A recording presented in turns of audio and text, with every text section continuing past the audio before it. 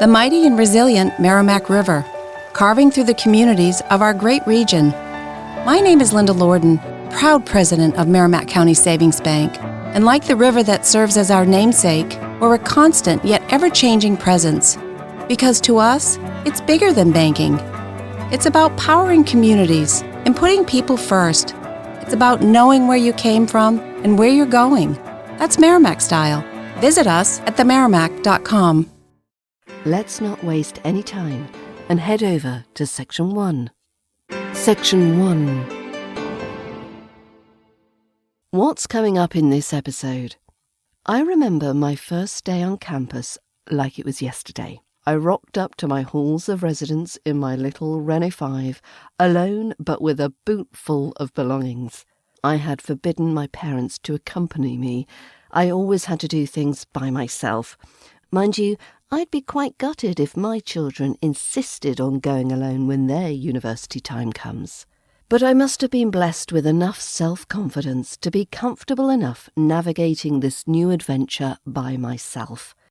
I'm not sure I would have been so confident if I was starting a new life in a foreign country, in a language that wasn't my own, and in a culture that I wasn't 100% familiar with. I am full of admiration for those of you who have decided to give up everything you know within your comfort zone to come to the UK to study as an international student. It must be quite a scary experience, especially if you feel that your spoken English skills aren't as good as you'd like them to be. Communicating successfully with fellow students, tutors, lecturers, and the wider community will help make your time at university a much more positive experience, which is how I hope to help you. To help your transition go a little smoother, this week I'm going to cover some situations you're likely to find yourself in as a new student at university. I'll go over key vocab that you'll both use and hear and help you get the pronunciation just right. No embarrassing errors, just relaxed, confident conversations. I hope this week's episode is full of useful and fun content to help you navigate through your early days of student life. If I've not covered something that you think could be useful, do let me know. Just send me an email with your thoughts. So let's head over to Section 2 for our first visit to university life. Section 2. First day at university. My series about life at a British university begins now. It covers a variety of situations you're likely to find yourself in and introduces you to some useful English phrases and pronunciations that should help you navigate your new academic adventure. We start as you've just arrived on campus at your halls of residence. This section will give you some tips on how to introduce yourself to your fellow students and housemates. Firstly, here are a few things to keep in mind. Be friendly and approachable. Smile and make eye contact when you meet someone new. Remember, everyone is feeling nervous and desperate to make a friend or two. Be yourself. Don't try to be someone you're not. Be interested in other people. Ask them questions about themselves. And be positive. People are more likely to want to get to know you if you're positive and upbeat. I know it can be a little bit daunting to introduce yourself to new people, but it's important to put yourself out there. You never know who you might meet. Here are a few conversation starters that you can use to get to know someone. What are you studying? Where are you from? Do you know anyone here? What are you looking forward to doing while you're at? And insert the university name. I hope these starter tips help you introduce yourself on campus. But let's get to the type of conversation you might get involved in as you settle into your new accommodation. Now I have a video which I'd like you to watch and listen to the chat. At the end of the video I go over some pronunciation tips that crop up in the conversation. Now you can access this video at learningbritishaccent.com first-day-at-uni. I shall put the link in the show notes. Section 3. Let's paint the town red. Perfect your pronunciation for a fun night out. University life is not just about academics, it's also about creating unforgettable memories with friends. In this section, we'll focus on how mastering your British pronunciation can enhance your experience while planning a night out with your university friends. Imagine gathering with your friends, discussing the best places to go and the activities you want to engage in. Your ability to communicate your preferences clearly and confidently will contribute to an enjoyable evening. Here are some phrases, words, and example sentences to practice. 1. Suggesting a plan. Hey, let's go out this Friday night. How about checking out and insert the name of a popular bar or a nightclub? I've heard great things about this restaurant. Shall we make a reservation there? Number 2. Discussing activities. I'm in the mood for some live music. Are there any good venues around? I love clubbing. Who's DJing at, insert the name of the club, tonight? Number 3. Considering preferences. Do you prefer a casual pub or a more upscale cocktail bar? Is there any specific food you're craving? Indian, Italian, maybe Mexican? Number 4. Making arrangements. Shall we meet at, insert location, so it could be the Student Union Bar, and then decide where to go from there? What time works best for everyone? I suggest meeting around 8 o'clock. Number 5. Expressing excitement. I can't wait to have a fantastic night out with all of you. This is going to be so much fun. I'm really looking forward to it. So by practicing these phrases with clear pronunciation, you can actively participate in the planning process, contribute your ideas, and ensure everyone has a memorable night out. So I want you to listen to a conversation between 2 students organising a night out. I've got the video in the same link as before, learningbritishAccent.com/first-day-at-uni, link in the show notes. So I'll see you in the next section, when we'll cover the more academic aspect of university and the vocab you'll need for that. Section 4. Master your pronunciation for conversations with your tutor. As an overseas student, building a strong rapport with your tutors is essential for academic success.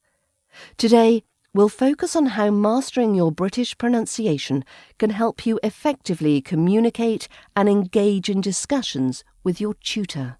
Imagine having a one-to-one meeting with your tutor to discuss your coursework or seek guidance on a particular topic.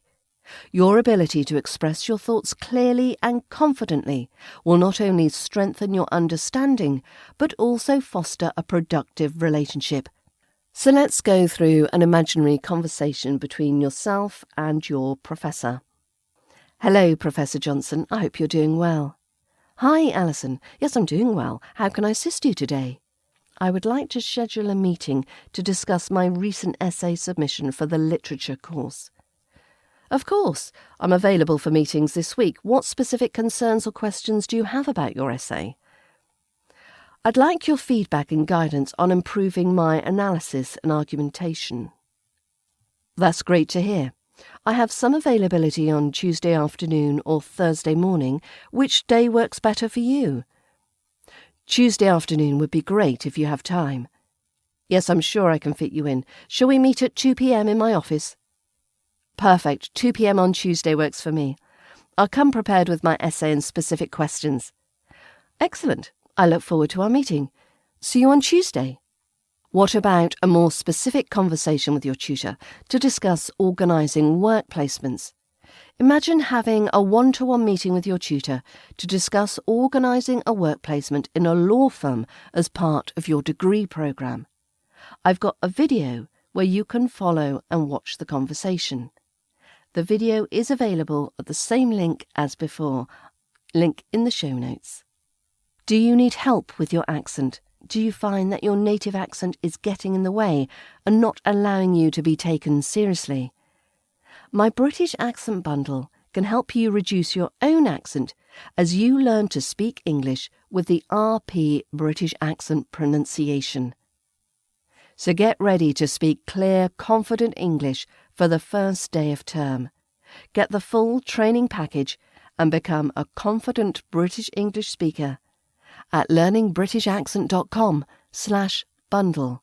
Section 5. Excelling in academic presentations. So we've come to the final part of my university series, and I hope you found this week's episode helpful to build your confidence in preparation for the start of the new academic year. As an overseas student, one of the key challenges you might face is delivering impactful academic presentations. Today, we'll explore how mastering your British pronunciation can help you excel in these situations. Picture yourself presenting a research project to your classmates and professors. Your ability to articulate your ideas clearly and confidently will not only showcase your knowledge, but also engage your audience. Here are some different examples of academic presentation phrases, words, and example sentences to focus on. So let's start with the opening statement. You could say, "Good morning, everyone. Today I'll be discussing..." Of course, you can replace the morning with afternoon or evening, whatever time of day suits. An alternative statement could be, "Thank you for having me. I'm delighted to present my research on..." and insert your topic. Number 2, a couple of examples when introducing your topic. So you could say, "The focus of my presentation is on..." or "I would like to explore the implications of..." and then put in your concept or your phenomenon. How about outlining the structure of your presentation? So you could say, "I will begin by providing an overview of the background and objectives. Next, I will delve into the methodology employed in this study. Afterward, I will present the key findings and discuss their implications." Here's some examples when presenting data and evidence. According to the data gathered from, we can observe that. Alternatively, you could say, "The research conducted by..." insert name, "supports the notion that..." Or you could say, "Furthermore, statistical analysis reveals a significant correlation between..." What if you're providing explanations and interpretations? Well, you could say, "This phenomenon can be attributed to..." or "One possible explanation for this result is..." or "From these findings we can infer that..." And what if you want to include some potential limitations? We could use, "While this study provides valuable insights, it is essential to acknowledge its limitations." Or perhaps, "A potential limitation of this research is the small sample size." And when we want to conclude the presentation, we might say, "In conclusion, this research highlights the need for further investigation in this area. To sum up, the findings of this study have significant implications for..." Or, "I would like to conclude by emphasizing the importance of..." By practicing these phrases and ensuring your pronunciation is clear and confident, you can captivate your audience, earn the respect of your peers, and make a lasting impression on your professors. Keeping your audience engaged throughout your presentation can be a challenge, but it's also essential to make sure your message gets across. Here are some tips to help you engage and captivate your audience. 1. Use your vocal style to your advantage. Varying your pitch, your tone and speed can help keep your audience engaged and interested in what you have to say. For example, you might raise your voice to emphasize a key point, or slow down your pace to create a sense of suspense. Number 2. Pay attention to your body language. Your posture, gestures, and facial expressions can all communicate a lot to your audience. For example, leaning forward can signal that you're eager to engage with your audience, while nodding your head can convey agreement and understanding. Number 3. Use multimedia to enhance your presentation. Visual aids like slides, videos, and images can help break up your presentation and keep your audience engaged. Just be sure to use them sparingly and only when they truly add value to your message. Number 4. Create opportunities for interaction. Depending on the context of your presentation, you might consider incorporating activities, polls, or discussion questions to get your audience actively involved. This can help keep their attention focused on your message and create a sense of investment in what you're saying. Number 5. Use humour and storytelling to create a connection. Sharing personal anecdotes or using humour to lighten the mood can help your audience feel more comfortable and engaged. Just be sure to keep your humour appropriate for your audience and avoid anything that might be offensive or insensitive. Number 6. Use props or demonstrations. Bringing in a physical object or performing a demonstration can help illustrate your points and make your presentation more memorable. For example, if you're talking about a product, you might want to bring in a prototype or use a live demonstration to show how it works. Finally, consider using some more unconventional methods to engage your audience. For example, you might use music or sound effects to create a mood, or incorporate elements of surprise or suspense to keep your audience on the edge of their seats. Now I have a video of 50 presentation phrases that you can include in your next presentation. These are applicable in a work presentation situation as well as an academic environment. You can watch the video on the same link, learningbritishAccent.com/first-day-at-uni. And don't forget to join the British Accent Bundle to help you gain confidence with your British English. It will teach you how to speak English with an RP British accent, so your native accent no longer gets in the way of you communicating with your university friends, lecturers, tutors, and all the other staff. And I wish you the best of luck with your studies. Thanks for joining me this week. I look forward to your company next week. Bye for now.